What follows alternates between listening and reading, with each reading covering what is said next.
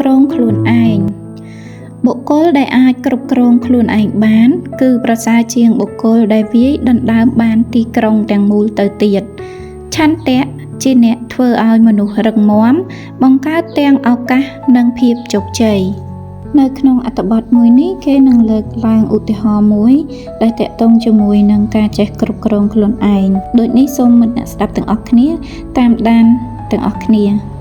អ្នកជំនួញម្នាក់ត្រូវការបុគ្គលិកមកធ្វើការឲ្យខ្លួនទើបបិទប្រកាសមួយសន្លឹកនៅនឹងមាត់បង្អួចដែលមានអត្ថន័យជាពិសេសដូចជាដំណឹងជ្រើសរើសបុគ្គលិកភេទប្រុសគុណសម្បត្តិគឺចេះគ្រប់គ្រងខ្លួនឯងតម្លៃឈ្នួលគឺ$4ក្នុងមួយសប្តាហ៍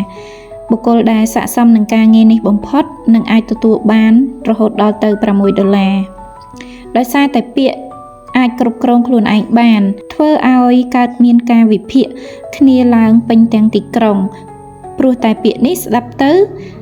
ដូចជាពុំសមគួរតតែសោះក្រុមយុវជននិងឪពុកម្ដាយរបស់គេបានយករឿងនេះទៅពិភាក្សាគ្នាតើវាមានអត្ថន័យយ៉ាងដូចម្ដេចដោយសារតែចង់ដឹងឮនេះហើយធ្វើឲ្យមានមនុស្សម្នាជាច្រើនភ្លុកទឹកភ្លុកដីនាំគ្នាទៅដាក់ពាក្យបេក្ខជនម្នាក់ៗសុទ្ធតែចង់ប្រឡងឲ្យជាប់ការសម្ភាសពិសេសនេះអ្នកជំនួញបានសួរទៅ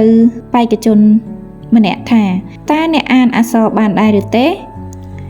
បេក្ខជននោះក៏ឆ្លើយថាបានអ្នកជំនួញក៏សួរទៅទៀតបើអញ្ចឹងលោកអានសេចក្តីត្រង់នេះបន្តិចទៅមើលបេក្ខជនឆ្លើយថាបានអ្នកជំនួញសួរមួយទៀតថាតើលោកអានជាបន្តបន្ទាប់មិនឈប់បានដែរឬទេបេក្ខជននៅតែឆ្លើយថាបានអ្នកជំនួញបានហៅបេក្ខជនចូលទៅក្នុងបន្ទប់ការិយាល័យផ្ទាល់ខ្លួនហើយបិទទ្វារជិតគាត់បានឲ្យបេក្ខជនអានសេចក្តីនៅក្នុងកាសែតជាបន្តបន្ទាប់ដោយមិនឈប់ឲ្យគេស្ដាប់គ្រាន់តែចាប់ផ្ដើមអានភ្លាមអ្នកជំនួញក៏ប្រឡែងកូនឆ្កែជាទីស្រឡាញ់6ក្បាលចូលក្នុងបន្ទប់ការិយាល័យ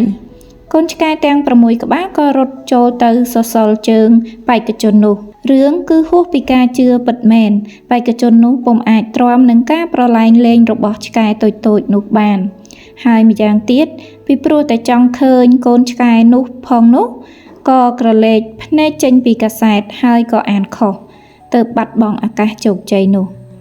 អ្នកជំនួញបានសាកល្បងបេក្ខជនអស់ដល់ទៅ70នាក់ហើយតែនៅតែរកមិនបានសោះ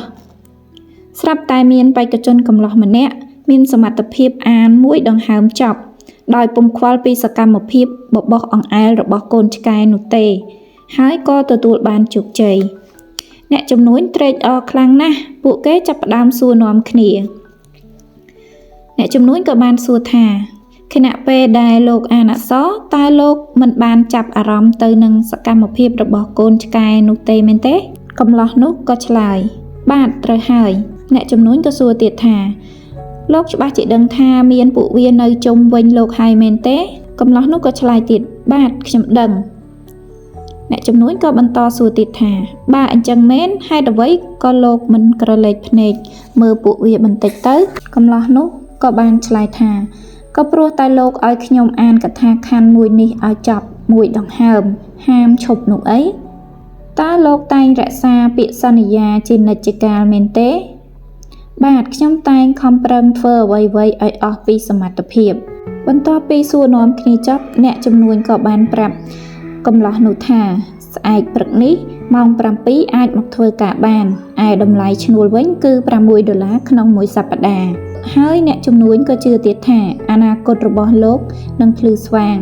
ដោយអ្នកជំនួញនិយាយទុកមែនកំឡោះម្នាក់នោះមានអនាគតល្អមែននាពេលក្រោយមកទៀតដូចនេះការចេះគ្រប់គ្រងខ្លួនឯងគឺជាគុណសម្បត្តិមូលដ្ឋានមួយដែលជាធាតុផ្សំឈានទៅរកភាពជោគជ័យរបស់បុគ្គលម្នាក់មនុស្សភាគច្រើនពុំអាចលះបង់ចិត្តនិងសតិគ្រប់គ្រាន់ដើម្បីសម្រេចការងាររបស់ខ្លួនដើម្បីសម្រេចបាននៅកិច្ចការធំនោះឡើយដោយសារតែមានអារម្មណ៍ប៉ះទង្គិចពីខាងក្រៅនានាជាដើមនេះគឺជាសេចក្តីអត្ថាធិប្បាយនៃភាពផ្សេងគ្នារវាងមនុស្សជោគជ័យនិងមនុស្សបរាជ័យយើងត្រូវចេះគ្រប់គ្រងខ្លួនឯងយើងត្រូវហ្វឹកហាត់ដើម្បីគ្រប់គ្រងខ្លួនឯង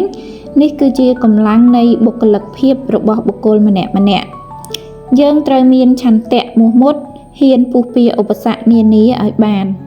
បុគ្គលដែលអាចគ្រប់គ្រងខ្លួនឯងបានគឺ គឺប្រសើរជាងបុគ្គលដែលវាយដណ្ដើមបានទីក្រុងទាំងមូលទៅទៀតព្រោះឆន្ទៈគឺជាប្រភពបង្កើតឲ្យមនុស្សក្លាហានមនុស្សរឹងមាំមានគោលជំហរនិងគោលដៅច្បាស់លាស់បង្កើតទាំងចង្វាក់នៃឱកាសនិងឈានទៅរកភាពជោគជ័យដ៏ត្រចះត្រចង់ផងដែរតាមការយល់ឃើញរបស់ខ្ញុំកំឡោះដែលទទួលបានភាពជោគជ័យនៅក្នុងការចេះគ្រប់គ្រងខ្លួនឯងនេះគឺគាត់មិនខ្វល់ខ្វាយពីអ្វីដែលនៅជុំវិញខ្លួនគាត់ឡើយដោយសារតែពេលនោះគឺគាត់កំពុងតែផ្ដោតអារម្មណ៍ទៅលើការងាររបស់គាត់អញ្ចឹងហើយយើងគ្រប់គ្នាក៏អាចយកគំរូតាមគាត់បានដែរនៅពេលដែលយើងផ្ដោតអារម្មណ៍ទៅលើការងាររបស់យើងអ្វីដែលនៅជុំវិញខ្លួនយើងដែលធ្វើឲ្យយើងរំខានចិត្តយើងមិនចាំបាច់ចាប់អារម្មណ៍ជាមួយនឹងវាឡើយបើសិនជាយើងរវល់តែចាប់អារម្មណ៍ទៅនឹងរឿងអត់ប្រយោជន៍ដែលមិនពាក់ព័ន្ធជាមួយនឹងការងាររបស់យើងវាអាចធ្វើឲ្យយើងខាតពេលវេលានៅក្នុងការសម្រេចការងាររបស់យើងអរគុណដល់មិត្តអ្នកស្ដាប់ទាំងអស់គ្នាបើសិនជាមិត្តអ្នកស្ដាប់ទាំងអស់គ្នាចូលចិត្តសូមកុំភ្លេចជួយចុច like និង share ចែករំលែកដល់មិត្តដទៃទៀតផងដែរសូមអរគុណ